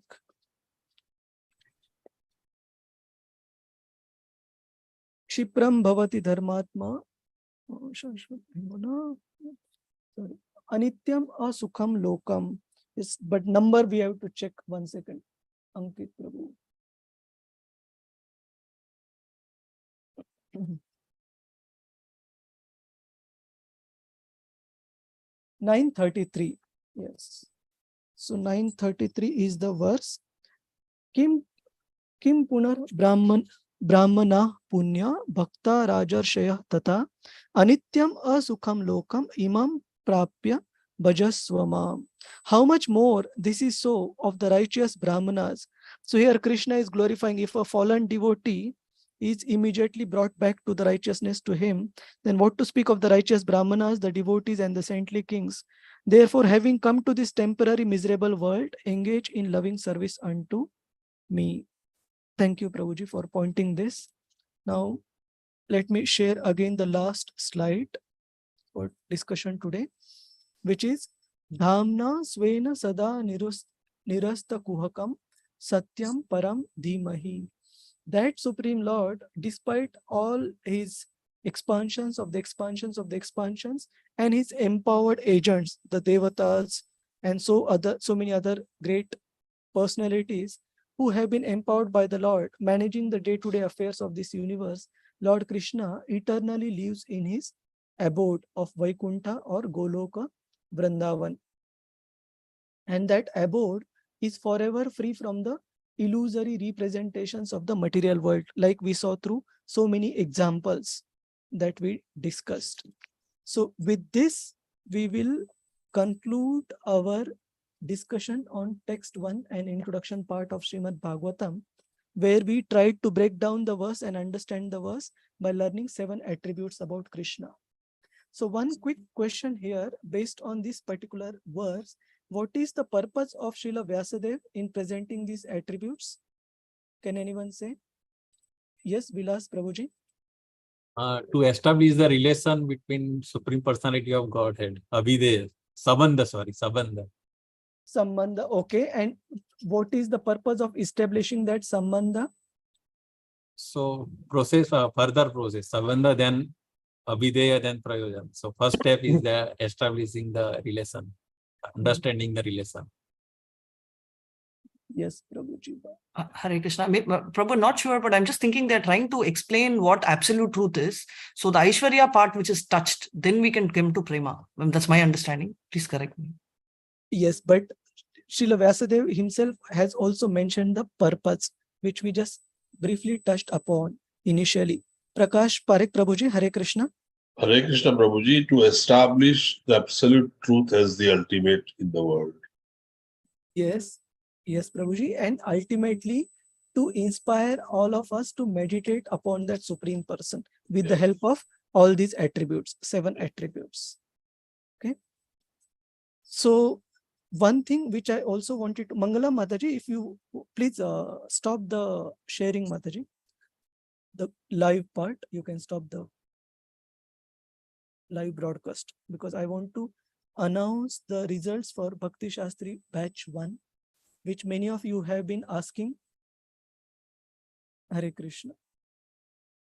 So on the chat, Guru Nishta Mataji has mentioned the purpose of Srila Vyasadeva is to remind us of our constitutional position. Okay, thank you. Thank you. Yes, so Bhakti Shastri results we are announcing now.